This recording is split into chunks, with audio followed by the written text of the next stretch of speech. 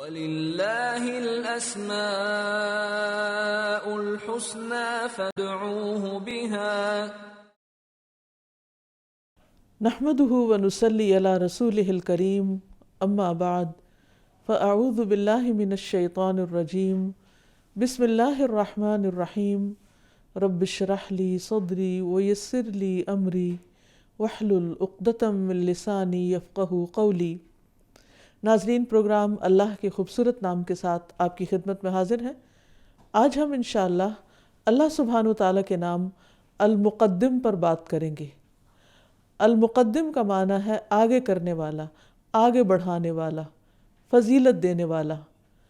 اللہ سبحانہ وتعالیٰ کیونکہ ہر طرح کے اختیارات کا مالک ہے اور کسی بھی چیز میں، اپنی کسی بھی مخلوق میں جس طرح چاہے تصرف کر سکتا ہے، جس کو چاہے آگے بڑھا سکتا ہے اور جس کو چاہے پیچھے کر سکتا ہے۔ تو جب ہم اس کی کائنات میں غور و فکر کرتے ہیں یا اس کی کتاب میں غور و فکر کرتے ہیں تو ہمارے سامنے یہ بات آتی ہے کہ اللہ تعالیٰ نے بعض مخلوقات کو بعض پر فضیلت دی ہے، بعض سے پہلے رکھا ہے۔ اسی طرح بعض انسانوں کو بعض پر چن لیا ہے، مقدم رکھا ہے۔ پھر اسی طرح بعض اعمال کو بعض کے مقابلے میں فضیلت حاصل ہے۔ تو آئیے قرآن و سنت کی روشنی میں دیکھتے ہیں کہ اللہ سبحانہ وتعالیٰ کس طرح المقدم ہے اور اس نام کے بارے میں ہمیں کیا رہنمائی ملتی ہے۔ سب سے پہلی بات تو یہ کہ اللہ تعالیٰ نے اپنی مخلوقات میں سے سب سے زیادہ اپنے پیغمبروں کو اور جن کو اپنا پیغام دے کر بھیجا انہیں باقی سب پر چن لیا۔ اللہ تعالیٰ فرماتے ہیں اللہ یصطفی من الملائکۃ رسلا ومن الناس ان اللہ سمیع بصیر۔ اللہ تعالیٰ پیغام رسانی کے لیے فرشتوں میں سے بھی رسول چن لیتا ہے اور لوگوں میں سے بھی، بے شک اللہ سب کچھ سننے والا اور دیکھنے والا ہے۔ یعنی انسانوں کی ہدایت کے لیے یا انسانوں کے اوپر مختلف کام کرنے کے لیے جو فرشتے بھیجے جاتے ہیں یا پھر پیغمبر جو انسانوں کی اصلاح کا کام کرتے ہیں، ان کو اللہ تعالیٰ باقی تمام مخلوق میں سے فضیلت دیتا ہے اور چن لیتا ہے۔ ایک اور جگہ پر فرمایا ان اللہ اصطفیٰ آدم و نوحا و آل ابراہیم و آل عمران علی العالمین۔ بے شک اللہ نے آدم علیہ السلام کو، نوح علیہ السلام کو، آل ابراہیم اور آل عمران کو تمام عالم میں رسالت کے لیے چن لیا۔ یعنی ان پیغمبروں کو اپنے تمام بندوں میں سے اپنے کام کے لیے، اپنے پیغام کے لیے منتخب فرمایا۔ پھر اسی طرح ہم دیکھتے ہیں کہ رسولوں میں سے بعض کو بعض پر فوقیت عطا کی۔ تلک الرسل فضلنا بعضهم على بعض منهم من کلم اللہ ورفع بعضهم درجات وآتینا عیسی ابن مریم البینات وأیدناہ بروح القدس۔ یہ رسول ہم نے ان کے بعض کو بعض پر فضیلت دی، ان میں سے کچھ وہ ہیں جن سے اللہ نے کلام کیا اور ان کے بعض کو اس نے درجوں میں بلند کیا، اور ہم نے عیسی ابن مریم کو واضح نشانیاں دیں اور اسے پاک روح کے ساتھ قوت بخشی۔ نبی صلی اللہ علیہ وسلم کو باقی تمام انبیاء پر مقدم کیا۔ عبداللہ بن مسعود کہتے ہیں کہ اللہ تعالیٰ نے اپنے بندوں کے دلوں پر نظر فرمائی تو قلب محمد صلی اللہ علیہ وسلم کو بندوں کے دلوں میں سے سب سے زیادہ بہترین پایا، اس لیے اللہ نے ان کو اپنے لیے منتخب فرما لیا اور انہیں پیغمبری کا شرف عطا کر کے مبعوث فرمایا۔ پھر قلب محمد کے بعد اپنے بندوں کے دلوں پر نظر فرمائی تو نبی صلی اللہ علیہ وسلم کے صحابہ کے دلوں کو سب سے بہترین پایا، چنانچہ اللہ نے انہیں اپنے نبی کا وزیر بنا دیا۔ پھر اسی طرح ہم دیکھتے ہیں کہ عام مخلوق میں سے بھی اللہ سبحانہ وتعالیٰ نے بعض کو بعض پر فضیلت دی ہے مختلف طریقوں سے۔ فرمایا وَهُوَ الَّذِي جَعَلَكُمْ خَلَائِفَ الْأَرْضِ وَرَفَعَ بَعْضَكُمْ فَوْقَ بَعْضٍ دَرَجَاتٍ لِيَبْلُوَكُمْ فِي مَا آتَاكُمْ إِنَّ رَبَّكَ سَرِيعُ الْعِقَابِ وَإِنَّهُ لَغَفُورٌ رَحِيمٌ۔ اور وہی ہے جس نے تمہیں زمین کے جانشین بنایا، تمہارے بعض کو بعض پر درجوں میں بلند کر دیا تاکہ وہ ان چیزوں میں تمہاری آزمائش کرے جو اس نے تمہیں دی ہیں۔ بے شک تیرا رب بہت جلد سزا دینے والا ہے اور بے شک یقیناً وہ بے حد بخشنے والا نہایت مہربان ہے۔ تو اس سے ہمیں یہ پتہ چلتا ہے کہ تمام انسان برابر نہیں، بعض کو ایک چیز میں فضیلت دی گئی، بعض کو دوسری میں، کسی کو مال میں آگے کر دیا گیا، کسی کو علم میں، کسی کو نیکی، دین اور تقوی میں۔ بہرحال انسانوں کو بحیثیت انسان باقی مخلوق پر فضیلت حاصل ہے، لیکن پھر انسانوں کے بھی درمیان مختلف طرح کے درجات اللہ تعالیٰ نے پیدا کیے، اور جس کو جو نعمت دی وہ اس کے لیے ایک امتحان تھی، اور جس کو جو چیز نہیں دی گئی وہ اس کے لیے بھی ایک امتحان تھی۔ تو اصل بات یہ ہے کہ انسان کو کچھ ملے یا نہ ملے، اسے یہ دیکھنا چاہیے کہ اس پر ذمہ داری کیا عائد ہوتی ہے، اور وہ اپنے رب کو راضی کرنے کے لیے دی گئی نعمتوں کو کس طرح استعمال کر سکتا ہے۔ پھر اسی طرح ہم دیکھتے ہیں کہ بعض قبائل کو اللہ سبحانہ وتعالیٰ نے بعض قبائل پر فضیلت دی۔ اللہ تعالیٰ نے بنی اسماعیل میں سے کنانہ کو منتخب کیا، پھر بنو کنانہ میں سے قریش کو منتخب فرمایا، پھر قریش میں سے بنو ہاشم کو منتخب فرمایا، اور بنو ہاشم میں سے مجھے یعنی نبی صلی اللہ علیہ وسلم کو منتخب فرمایا۔ پھر اسی طرح عورتوں میں سے حضرت مریم علیہ السلام کو اللہ تعالیٰ نے چن لیا، مقدم کیا۔ اللہ تعالیٰ کا فرمان ہے وَإِذْ قَالَتِ الْمَلَائِكَةُ يَا مَرْيَمُ إِنَّ اللَّهَ اصْطَفَاكِ وَطَهَّرَكِ وَاصْطَفَاكِ عَلَى نِسَاءِ الْعَالَمِينَ، اور جب فرشتوں نے کہا کہ اے مریم، بے شک اللہ نے تجھے چن لیا اور تجھے پاک کر دیا اور سب جہانوں کی عورتوں پر تجھے چن لیا۔ اور یہ ایک حقیقت ہے کہ اللہ سبحانہ تعالیٰ نے انہیں باقی عورتوں کے مقابلے میں فضیلت دی تھی۔ اسی طرح حضرت آسیہ رضی اللہ تعالیٰ عنہا کو بھی اللہ سبحانہ تعالیٰ نے چن لیا۔ ابو موسیٰ اشعری رضی اللہ عنہ فرماتے ہیں کہ نبی صلی اللہ علیہ وسلم نے فرمایا، مردوں میں بہت سے کامل ہوئے ہیں اور عورتوں میں کوئی کمال کو نہ پہنچی سوائے مریم بنت عمران اور فرعون کی بیوی آسیہ کے۔ اسی طرح یہ پچھلی قوموں کے بارے میں تھا۔ نبی صلی اللہ علیہ وسلم کی امت میں اللہ سبحانہ تعالیٰ نے پھر کچھ خواتین کو چن لیا، جن میں سے حضرت فاطمہ ہیں جنہیں جنت کی عورتوں کی سردار بتایا گیا۔ اسی طرح حضرت عائشہ کی فضیلت کے بارے میں بھی آتا ہے، حضرت خدیجہ کی فضیلت کے بارے میں آتا ہے۔ تو یہ اللہ تعالیٰ کا دیا ہوا اعزاز ہے جس کو بھی وہ عطا فرمائے۔ پھر اسی طرح اللہ سبحانہ تعالیٰ مختلف کاموں کے لیے اپنے کچھ بندوں کو چن لیتا ہے، جس طرح طالوت کو، جو کہ ایک معمولی بیک گراؤنڈ سے تعلق رکھتا تھا، کس طرح اللہ تعالیٰ نے انہیں بنی اسرائیل کا سردار بنا دیا۔ فرمایا قال ان اللہ اصطفاہ علیکم وزادہ بسطۃ فی العلم والجسم واللہ یؤتی ملکہ من یشاء واللہ واسع علیم۔ فرمایا بے شک اللہ نے اسے تم پر چن لیا ہے اور اسے علم اور جسم میں فراخی عطا کی ہے، اور اللہ اپنی حکومت جسے چاہتا ہے دیتا ہے، اور اللہ تعالیٰ وسعت والا، سب کچھ جاننے والا ہے۔ یعنی یہ اللہ تعالیٰ کا اپنا فیصلہ ہوتا ہے کہ وہ کس کو آگے بڑھائے اور کس کو پیچھے کر دے۔ پھر اسی طرح بعض صحابہ کو بھی بعض پر فضیلت عطا کی گئی، پھر علم والوں کو عبادت گزاروں پر فضیلت دی گئی۔ قرآن مجید میں اللہ تعالیٰ فرماتے ہیں یرفع اللہ الذین آمنوا منکم والذین اوتوا العلم درجات واللہ بما تعملون خبیر۔ تم میں سے جو لوگ ایمان لائے ہیں اور جنہیں علم دیا گیا ہے، اللہ تعالیٰ ان کے درجے بلند کرے گا، اور جو کچھ تم کرتے ہو اللہ اس سے پوری طرح باخبر ہے۔ تو اس سے یہ پتہ چلتا ہے کہ ویسے تو اہل ایمان سب کے ہی درجے بلند ہیں، لیکن ان میں سے خصوصی طور پر جو علم حاصل کریں ان کے درجات عام ایمان والوں کے مقابلے میں زیادہ بڑھا دیے جاتے ہیں۔ پھر اسی طرح رسول اللہ صلی اللہ علیہ وسلم نے بھی فرمایا عالم کی عابد پر اس طرح فضیلت ہے جیسے چاند کی فضیلت سارے ستاروں پر، یعنی وہ ان کے مقابلے میں افضل ہیں۔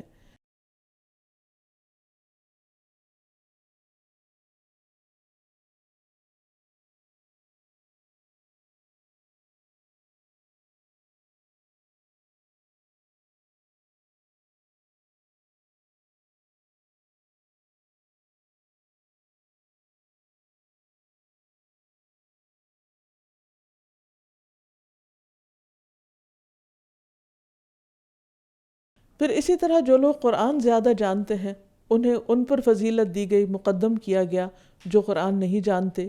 اس سلسلے میں ہم دیکھتے ہیں جابر رضی اللہ تعالیٰ عنہ سے مروی ہے کہ رسول اللہ صلی اللہ علیہ وسلم احد کے دن 2 شہید مقتولوں کو ایک ہی کپڑے میں کفن دے رہے تھے اور پوچھتے کہ ان میں سے قرآن کس کو زیادہ یاد ہے۔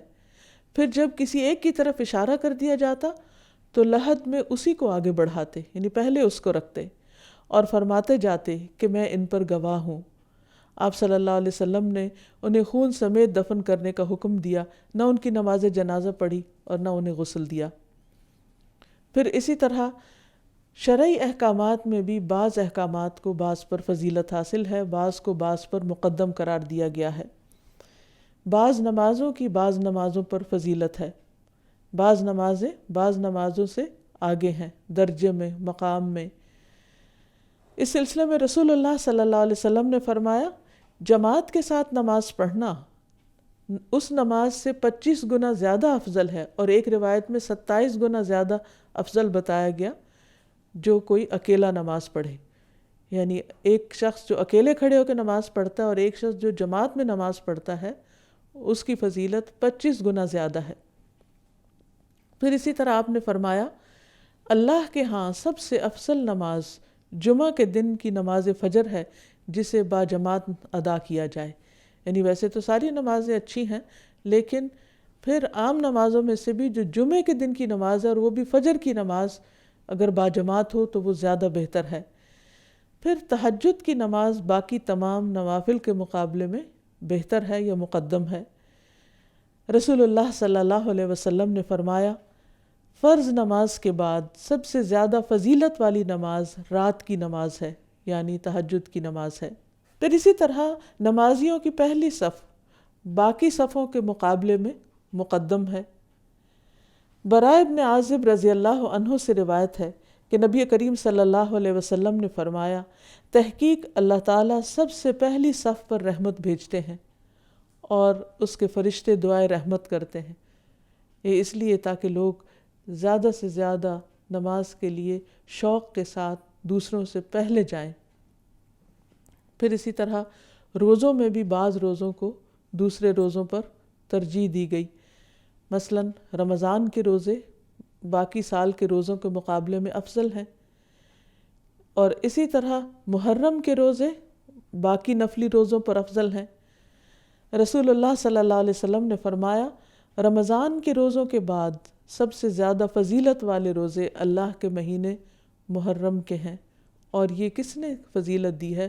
اللہ المقدم نے، جو آگے بڑھانے والا ہے، جس چیز کو جتنا چاہے آگے بڑھا دے، اس پر جتنا چاہے اجر عطا فرما دے۔ پھر اسی طرح حج میں بھی وہ حج جس میں کثرت سے تلبیہ پکارا گیا ہو اور خوب قربانیاں کی گئی ہوں، وہ دوسرے حج کے مقابلے میں زیادہ افضل ہے۔ تو اس سے یہ پتہ چلتا ہے کہ اللہ سبحانہ وتعالیٰ نے بعض چیزوں کو بعض پر فوقیت عطا کی ہے اپنی خاص حکمت اور مصلحت کے تحت، اور اس سے بندوں کے اندر ایک نیکی کے کام کرنے کا شوق بھی پیدا کیا ہے۔ انسان کے اندر قدرتی طور پر ایک جذبہ ہوتا ہے کہ وہ سب سے آگے نکل جائے، تو اللہ تعالیٰ نے بندوں کے اس شوق کو پورا کرنے کے لیے انہیں ایسی چیزیں دکھائیں، ایسے شوق دلائے تاکہ وہ نیکی کے کاموں میں سستی نہ کرے۔ اسی طرح ہم دیکھتے ہیں کہ بعض راتیں بعض کے مقابلے میں زیادہ افضل ہیں، جیسے بعض دن بعض کے مقابلے میں زیادہ افضل ہیں، جیسے جمعہ کا دن باقی دنوں کے مقابلے میں۔ اسی طرح لیلۃ القدر جو ہے اس کی فضیلت باقی تمام راتوں پر ہے۔ اللہ تعالیٰ فرماتے ہیں، وَمَا أَدْرَاكَ مَا لَيْلَةُ الْقَدْرِ لَيْلَةُ الْقَدْرِ خَيْرٌ مِّنْ أَلْفِ شَهْرٍ۔ اور تمہیں کیا معلوم کہ لیلۃ القدر کیا ہے؟ لیلۃ القدر 1000 مہینوں سے زیادہ بہتر ہے، یعنی اس ایک رات کی عبادت 1000 مہینوں کی عبادت سے درجے میں بڑھ جاتی ہے۔ تو یہ اس ایک رات کو کس نے فضیلت دی؟ حالانکہ وہ بھی عام راتوں جیسی رات ہی ہے جس میں سورج غروب ہوتا ہے اور پھر رات کا اندھیرا چھا جاتا ہے، لیکن اس کو آگے بڑھانے والا، فضیلت دینے والا اللہ رب العزت ہی ہے۔ اب یہ ہے کہ جب بندے کے اندر اس نام کی اہمیت واضح ہو جائے اور اس بات پر یقین ہو جائے کہ یہ اللہ سبحانہ وتعالیٰ ہی ہے جو انسان کو یہ ساری راہیں دکھا رہا ہے، اور اصل قدرت اس کے ہاتھ میں ہے، فیصلے کا اختیار اس کے پاس ہے، وہ جس کو جس پر چاہے فوقیت عطا کرے، تو پھر اسے اپنی زندگی میں ضرور یہ دیکھنا چاہیے، یعنی ہم سب کو یہ دیکھنا چاہیے کہ ہم جس طرح دنیا میں آگے بڑھنے کی فکر کرتے ہیں اور بہتر سے بہتر کی تلاش میں ہوتے ہیں، ایک کپڑا بھی خریدنا ہو، ایک جوتا خریدنا ہو تو اس کے لیے بعض اوقات کئی کی دکانیں چھان مارتے ہیں تاکہ سب سے بہتر چیز حاصل ہو سکے، تو اسی طرح دین کے معاملے میں، آخرت کے معاملے میں بھی ہمیں آگے بڑھنے کی ضرورت ہے، اور اللہ سبحانہ وتعالیٰ نے جن چیزوں کو بڑا بتایا ہے اور جنہیں مقدم رکھا ہے ان کو مقدم رکھا جائے اور اپنی زندگی میں اپنی چوائسز کو بہتر بنایا جائے۔ اسی طرح اسلام کا اثر انسان کی زندگی میں یہ بھی ہونا چاہیے کہ انسان اللہ سبحانہ وتعالیٰ کی بھیجی ہوئی کتاب کو اور اس کے نبی صلی اللہ علیہ وسلم کی بھیجی ہوئی شریعت کو، آپ کی سنت کو اپنی عقل اور اپنی رائے پر فوقیت دے، کیونکہ عقل اللہ سبحانہ وتعالیٰ ہی کی دی ہوئی ہے، اور عقل اس لیے ہے تاکہ وہ شریعت کو یا اللہ کی بات کو سمجھے، اس لیے نہیں کہ اس کو حقیر جانے یا اس کو کم اہمیت دے۔ قرآن و سنت کیا ہے؟ یہ اللہ سبحانہ وتعالیٰ کا علم ہے جو اللہ تعالیٰ نے بندوں کی ہدایت کے لیے، بندوں کی رہنمائی کے لیے بھیجا ہے، اتارا ہے۔ اگر انسان اس کو چھوڑ کر صرف اپنی عقل کو اہمیت دے یا اس بنا پر زندگی کے اچھے برے کو سمجھنے اور جاننے کی کوشش کرے تو یہ پاسبل نہیں، کیونکہ بندے کی عقل محدود ہے، بندے کی عقل چھوٹی ہے، اور اللہ سبحانہ وتعالیٰ جو ازلی اور ابدی ہستی ہے اور جس کا علم ہر چیز پر محیط ہے، جس کے فیصلوں میں کسی قسم کا کوئی نقص نہیں، یعنی اگر کوئی دین کی بات سمجھ میں نہ آئے تو ہماری عقل کا قصور ہو سکتا ہے، دین کا قصور نہیں ہو سکتا۔ تو جو شخص یہ سمجھتا ہے کہ اللہ سبحانہ وتعالیٰ المقدم ہے، وہی مختلف چیزوں کو آگے بڑھانے والا ہے، تو اسے بھی پھر اللہ کی بات کو سب سے زیادہ مقدم رکھنا چاہیے اور اس کو زیادہ اہمیت دینی چاہیے، اور اپنی عقل، سمجھ، خواہش کو اس کے مقابلے میں جھکا دینا چاہیے، نیچے لے آنا چاہیے، کیونکہ اللہ تعالیٰ نے جب آدم علیہ السلام کو دنیا میں بھیجا تھا تو اس وقت ان کو ایک تلقین کی تھی، فَإِمَّا يَأْتِيَنَّكُم مِّنِّي هُدًى فَمَن تَبِعَ هُدَايَ فَلَا خَوْفٌ عَلَيْهِمْ وَلَا هُمْ يَحْزَنُونَ۔ پھر اگر تمہارے پاس میری طرف سے کوئی ہدایت آئے تو جو میری ہدایت کی پیروی کرے تو اس کے لیے نہ کوئی خوف ہوگا اور نہ وہ غمگین ہوں گے۔ تو گویا کوئی بات اگر ہماری عقل میں نہ بھی آئے تو بھی ہمیں اپنے آپ کو یہ کہنا چاہیے کہ آمنت باللہ، میں اللہ پر ایمان لایا اور اللہ تعالیٰ نے جو فرمایا سچ فرمایا۔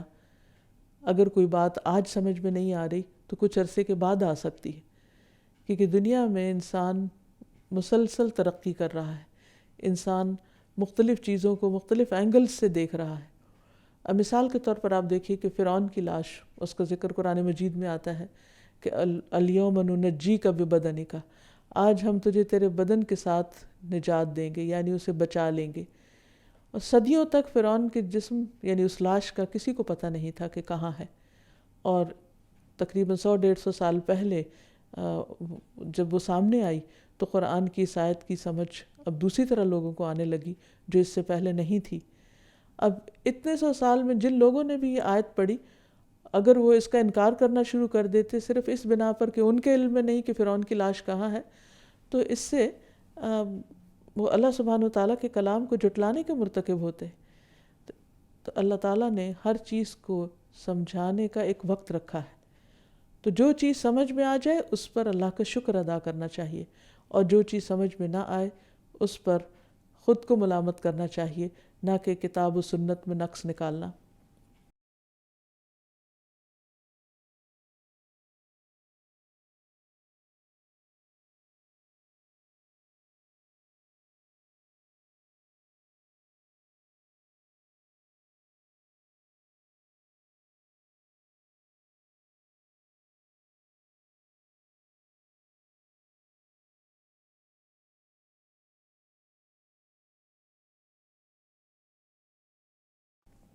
پھر اسی طرح اپنی رائے اور اپنی خواہش چھوڑ کر اللہ اور اس کے رسول صلی اللہ علیہ وسلم کی بات کو زیادہ اہمیت دینی چاہیے، اور اللہ کے رسول صلی اللہ علیہ وسلم کی بات کے مقابلے میں نہ اپنے والدین اور نہ اولاد اور نہ اپنی ذاتی رائے، کسی بھی چیز کو اہمیت نہیں دینی چاہیے۔ اللہ کے رسول صلی اللہ علیہ وسلم نے جو طریقہ مقرر کر دیا ہے اسی میں ہم سب کی بھلائی ہے اور اسی میں فائدہ ہے۔ دوسری بات یہ ہے کہ اللہ سبحانہ وتعالیٰ نے انسانوں کے اندر جو درجات رکھے ہیں اور کچھ چیزوں کو کچھ پر جو فوقیت عطا کی ہے اسے ایکسیپٹ کر لینا چاہیے۔ مثلا رشتوں میں کچھ رشتے اللہ تعالیٰ نے ہم سے بڑے رکھے ہیں، کچھ چھوٹے ہیں۔ اب اگر ہم کسی کی بڑائی کو مانتے نہیں تو یہ اللہ سبحانہ وتعالیٰ کے بنائے ہوئے طریقے کے خلاف چلنا ہوگا۔ اس لیے ان معاملات میں بھی توجہ کی ضرورت ہے۔ پھر اسی طرح اللہ تعالیٰ نے عبادات میں بعض چیزوں کو بعض پر اہمیت دی ہے، تو ہمیں بھی اللہ سبحانہ وتعالیٰ کی اہمیت دی ہوئی چیزوں کو زیادہ اہمیت دینی چاہیے، نہ کہ صرف اپنی کنوینئنس اور اپنی پسند کے مطابق چیزوں میں تبدیلی کی جائے۔ مثال کے طور پر اللہ تعالیٰ نے فرائض کو سنت پر یا نفل اور مستحب پر زیادہ اہمیت دی ہے، تو ہمیں بھی اس کا خیال رکھنا چاہیے۔ اب یہ نہیں کہ انسان فرض چھوڑ کر صرف نوافل ادا کرتا رہے۔ بعض لوگ نوافل ادا کر کے بہت خوش ہوتے ہیں اور وہ فرائض کی پرواہ نہیں کرتے، مثلا فرض نماز بھی چھوڑ دیتے ہیں صرف اس لیے کہ وہ لوگوں کی خدمت کر رہے ہیں۔ لوگوں کی خدمت کرنا اپنی جگہ بہت اہم ہے، لیکن فرض تو فرض ہے، اسے پیچھے نہیں کیا جا سکتا۔ پھر اسی طرح صبح فجر کے لیے جلدی مسجد میں جانا، یعنی صبح کی نماز اندھیرے میں پڑھنا شروع کی جانی چاہیے۔ اب اگر کوئی اپنی مرضی سے اس کو دن چڑھے پہ پڑھنا شروع کر دے تو یہ بات درست نہ ہوگی۔ رسول اللہ صلی اللہ علیہ وسلم کے ایک صحابی میثم کہتے ہیں کہ مجھے یہ بات پہنچی ہے کہ صبح کے وقت فرشتہ اپنا جھنڈا لے کر اس شخص کے ساتھ چلتا ہے جو سب سے پہلے مسجد کی طرف نکلے۔ فرشتہ مسلسل اس کے ساتھ رہتا ہے یہاں تک کہ وہ واپس لوٹے، پھر وہ اس کے ساتھ اس کے گھر میں داخل ہو جاتا ہے۔ پھر اسی طرح جمعہ کے دن مسجد میں جلدی جانا۔ اب ایک یہ کہ انسان یہ کام کر وہ کر ٹال مٹول کر کے تاخیر کر دیتا ہے، اور دوسرا یہ کہ وہ بڑی فضیلت حاصل کرنے کے لیے، بڑا اجر پانے کے لیے نبی صلی اللہ علیہ وسلم کی بتائی ہوئی بات کو زیادہ اہمیت دیتا ہے۔ مثلا آپ صلی اللہ علیہ وسلم نے فرمایا، جس نے جمعہ کے دن غسل جنابت کیا پھر نماز کے لیے چلا گیا تو اس نے گویا ایک اونٹ کی قربانی کی، یعنی اگر اس نے نہیں بھی کی تو اس کو ثواب اونٹ کی قربانی کا مل گیا۔ اور جو شخص دوسری گھڑی میں چلا تو گویا اس نے ایک گائے کی قربانی کی، جو تیسری میں چلا تو گویا اس نے ایک سینگ والا دمبا قربانی کیا، اور جو چوتھی گھڑی میں چلا تو گویا اس نے ایک مرغی قربانی کی، اور جو پانچویں گھڑی میں چلا تو گویا اس نے ایک انڈا اللہ کی راہ میں دیا۔ پھر جب امام خطبے کے لیے نکل جاتا ہے تو فرشتے ذکر سننے میں مشغول ہو جاتے ہیں۔ یعنی جس چیز کو اللہ نے اہمیت دی اور جو اہمیت والا ٹائم تھا اس پر اگر کوئی نہیں پہنچا تو وہ لا محالہ اجر میں پیچھے رہ گیا۔ پھر اسی طرح افطار کے وقت کو ٹال مٹول سے لیٹ نہیں کرنا چاہیے، کیونکہ اول وقت زیادہ پسندیدہ ہے۔ رسول اللہ صلی اللہ علیہ وسلم نے فرمایا، لوگ مسلسل خیر پر رہیں گے جب تک افطار میں جلدی کرتے رہیں گے۔ تم افطار میں جلدی کیا کرو کیونکہ یہود افطار میں تاخیر کرتے ہیں۔ پھر اسی طرح پہلی صف کی فضیلت میں فرمایا، اگر لوگ پہلی صف کی فضیلت کو جان لیں تو اس کے لیے قرعہ اندازی کریں، یعنی جگہ لینے پر ایسا جھگڑا ہو کہ پھر صرف قرعہ ڈال کر ہی لوگوں کو جگہ ملے۔ پھر اسی طرح یہ ہے کہ جو لوگ جس چیز کی اہمیت رکھتے ہوں، اہلیت رکھتے ہوں، ان کو آگے بڑھایا جائے۔ مثلا جو لوگ زیادہ قرآن جانتے ہوں ان کو امامت کے لیے کھڑا کیا جائے۔ اسی طرح جو اچھی نماز پڑھا سکیں، جو کام جس بھی کام کو اچھی طرح کر سکیں، یعنی دوسرے لفظوں میں کہنے کی بات یہ ہے کہ میرٹ کے مطابق لوگوں کو مقام دیے جائیں، اہلیت کے مطابق ان کو ان کی جگہیں دی جائیں۔ پھر اسی طرح یہ ہے کہ جن چیزوں کو اللہ سبحانہ وتعالیٰ نے مقدم رکھا ہے، امپورٹنس دی ہے، پہلے رکھا ہے، یا ان کے لیے ایک وقت مقرر کیا ہے، انہیں اس سے ڈیلے نہ کیا جائے، اس میں تاخیر نہ کی جائے۔ مثلا نمازوں کو ان کے اوقات سے مؤخر نہ کیا جائے، پیچھے نہ کیا جائے۔ قرآن مجید میں آتا ہے فَأَقِيمُوا الصَّلَاةَ إِنَّ الصَّلَاةَ كَانَتْ عَلَى الْمُؤْمِنِينَ كِتَابًا مَوْقُوتًا، اور نماز ادا کرو، بلا شبہ مومنوں پر نماز اس کے مقررہ اوقات کے ساتھ فرض کی گئی ہے۔ پھر اسی طرح خصوصی طور پر عصر کی نماز کے بارے میں کہا گیا کہ اس میں تاخیر نہ کی جائے، اس کو لیٹ نہ پڑھا جائے۔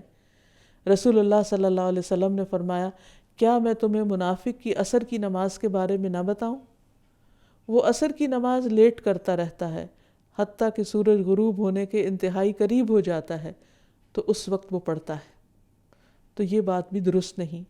پھر اسی طرح نبی صلی اللہ علیہ وسلم نے فرمایا، سورج غروب ہوتے ہی اور ستاروں کے ظہور سے قبل مغرب کی نماز پڑھ لیا کرو، یعنی مغرب کی نماز کو خاص طور پر لیٹ نہیں کرنا چاہیے، وہ اذان کے فوراً بعد ادا کر لینی چاہیے۔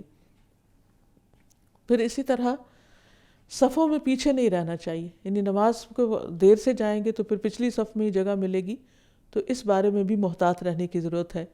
ابو سعید خدری سے روایت ہے کہ رسول اللہ صلی اللہ علیہ وسلم نے اپنے صحابہ کو پچھلی صف میں دیکھا تو ان سے فرمایا کہ آگے بڑھو اور میری اقتداء کرو تاکہ تمہارے بعد والے تمہاری اقتداء کریں، اور جو لوگ ہمیشہ پیچھے ہٹتے رہتے ہیں اللہ تعالیٰ ان کو پیچھے کر دیتا ہے۔ یعنی ہو سکتا ہے کہ دنیا کے اعتبار سے وہ آگے ہوں، لیکن اللہ سبحانہ تعالیٰ کی نگاہ میں ان کا مقام کم ہو جاتا ہے۔ تو کوئی بھی نیکی کا کام ہو اس میں دیر نہیں کرنی چاہیے، فوراً آگے بڑھنا چاہیے۔ پھر اسی طرح انسان اس بات پر بھی نظر رکھے کہ وہ اپنی کل کے لیے آگے کیا بھیج رہا ہے، اور ہر روز انسان اپنا محاسبہ کرتا رہے۔ قرآن مجید میں اللہ تعالیٰ فرماتے ہیں یا ایھا الذین آمنوا اتقوا اللہ ولتنظر نفس ما قدمت لغد، اے لوگو جو ایمان لائے ہو اللہ سے ڈرو، اور چاہیے کہ ہر شخص دیکھے کہ وہ اپنے کل کے لیے کیا آگے بھیج رہا ہے۔ یعنی دنیا کے لیے تو ہر شخص شوق سے کام کرتا ہے، فکر سے کرتا ہے، اس کے لیے پریشان بھی ہوتا ہے، ہر شخص یہ چاہتا ہے کہ اس کی اولاد سب سے آگے نکل جائے، اس کا کاروبار سب سے بہتر ہو، اس کی زندگی سب سے اچھی ہو، اور مسلسل ہر وقت کسی نہ کسی کے ساتھ کمپٹیشن میں رہتا ہے کسی نہ کسی چیز کے بارے میں۔ لیکن ایک چیز جس کے بارے میں غفلت ہو جاتی ہے وہ آخرت ہے، حالانکہ آخرت خیر و ابقا، بہتر بھی ہے اور زیادہ باقی رہنے والی بھی۔ تو اس لیے ہمیں اللہ سبحانہ وتعالیٰ کے اس فرمان کے مطابق کہ وَلْتَنْظُرْ نَفْسٌ مَا قَدَّمَتْ لِغَدٍ، کہ ہر شخص دیکھے کہ اس نے کل کے لیے آگے کیا بھیجا ہے، کیونکہ کل قیامت کو انسان اس پر ریگریٹ کرے گا، پشیمان ہوگا، نادم ہوگا کہ اس نے اپنے کل کی فکر کیوں نہ کی۔ اللہ تعالیٰ فرماتے ہیں کَلَّا اِذَا دُكَّتِ الْأَرْضُ دَكًّا دَكًّا وَجَاءَ رَبُّكَ وَالْمَلَكُ صَفًّا صَفًّا وَجِيءَ يَوْمَئِذٍ بِجَهَنَّمَ يَوْمَئِذٍ يَتَذَكَّرُ الْإِنسَانُ وَأَنَّى لَهُ الذِّكْرَى يَقُولُ يَا لَيْتَنِي قَدَّمْتُ لِحَيَاتِي۔ ہرگز نہیں، جب زمین کوٹ کوٹ کر برابر کر دی جائے گی، یعنی قیامت کے دن زمین بالکل ایک پلین میدان کی طرح ہو جائے گی جس میں کوئی اونچ نیچ نہیں ہوگی، اور آپ کا پروردگار آئے گا اس حال میں کہ فرشتے صف بستہ کھڑے ہوں گے، اور جہنم اس دن سامنے لائی جائے گی۔ اس دن انسان نصیحت تو قبول کرے گا، مگر اس وقت اسے نصیحت سے کیا حاصل ہوگا؟ وہ کہے گا کاش میں نے اپنی اس زندگی کے لیے کچھ آگے بھیجا ہوتا، کیونکہ اللہ سبحانہ وتعالیٰ اعمال کی بنیاد پر ہی لوگوں کو دوسروں کے مقابلے میں آگے کریں گے۔ پھر اسی طرح انسان کو اپنے لیے نیکیاں آگے بھیجنی چاہیے، خیر کے کام آگے بھیجنے چاہیے۔ اللہ تعالیٰ فرماتے ہیں وَأَقِيمُوا الصَّلَاةَ وَآتُوا الزَّكَاةَ وَأَقْرِضُوا اللَّهَ قَرْضًا حَسَنًا وَمَا تُقَدِّمُوا لِأَنفُسِكُم مِّن خَيْرٍ تَجِدُوهُ عِندَ اللَّهِ هُوَ خَيْرًا وَأَعْظَمَ أَجْرًا وَاسْتَغْفِرُوا اللَّهَ إِنَّ اللَّهَ غَفُورٌ رَحِيمٌ۔ اور نماز قائم کرو اور زکوٰۃ ادا کیا کرو اور اللہ کو اچھا قرض دیتے رہو، اور جو بھی بھلائی تم اپنے لیے آگے بھیجو گے تو اسے اللہ کے ہاں اس حال میں موجود پاؤ گے کہ وہ اصل عمل سے بہتر اور اجر کے حساب سے بہت زیادہ ہوگی، اصل عمل سے بہتر اور اجر کے لحاظ سے بہت زیادہ ہوگی۔ اور اللہ سے معافی مانگتے رہو، اللہ یقیناً بخشنے والا اور رحم کرنے والا ہے۔ یعنی انسان اگر ایک نیکی کرتا ہے تو اللہ تعالیٰ اس کے لیے 10 گنا اجر لکھتے ہیں۔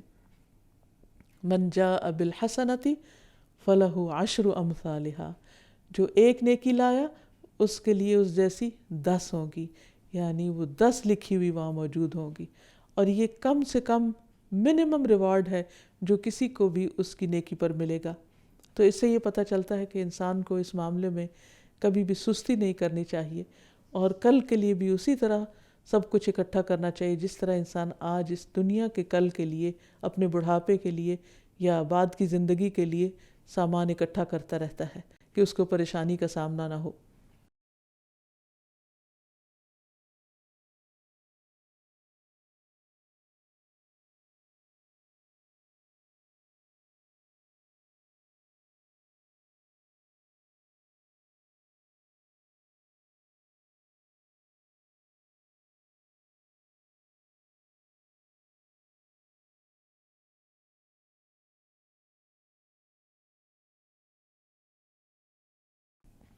پھر اسی طرح خاص طور پر صدقہ خیرات کا اہتمام کرنا چاہیے، مال کو آگے بھیج کر آخرت کمانی چاہیے۔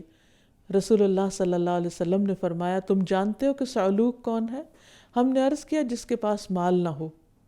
فرمایا، بڑا صعلوک وہ ہے جس کے پاس مال تو ہو مگر اس نے اپنے آگے کے لیے کچھ نہ بھیجا ہو، یعنی وہ شخص مفلوک الحال ہے۔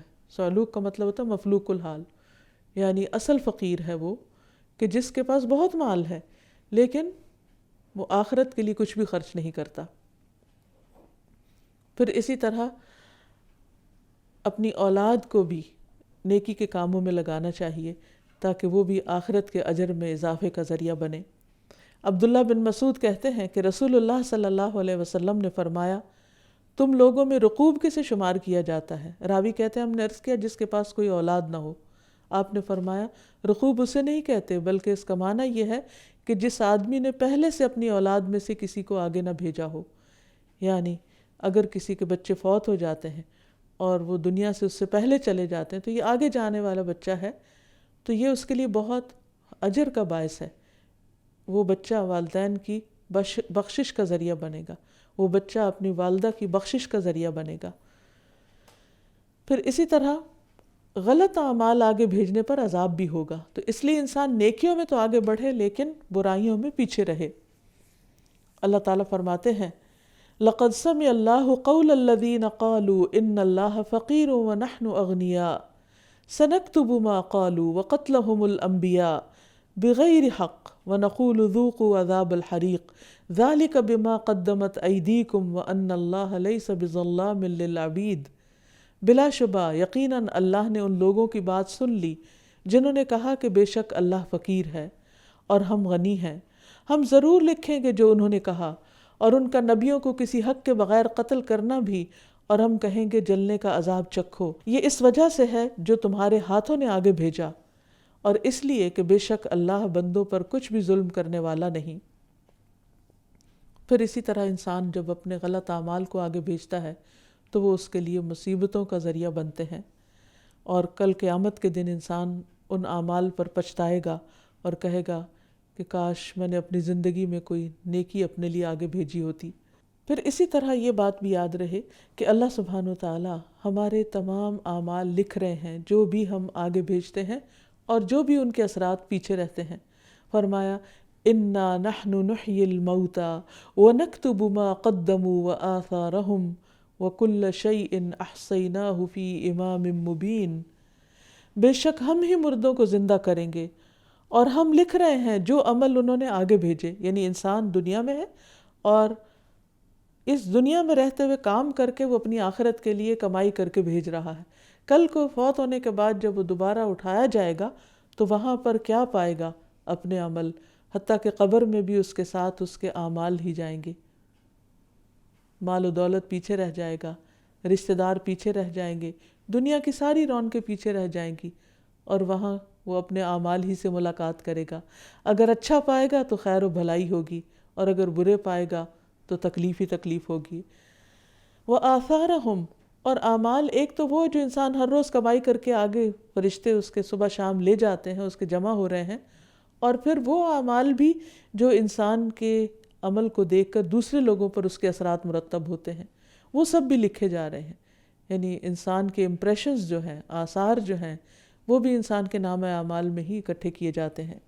وَكُلَّ شَيْءٍ، اور ہر چیز کو، یعنی آگے بھیجے جانے والے اعمال کو اور پیچھے رہنے والے، احصیناہ، ہم نے اسے شمار کر رکھا ہے، گن گن کے لکھ رکھا ہے، فی امام مبین، ایک کھلی کتاب میں، واضح کتاب میں، یعنی انسان کے بک آف ڈیڈز میں سب کچھ ریکارڈ میں لکھا ہوا موجود ہے۔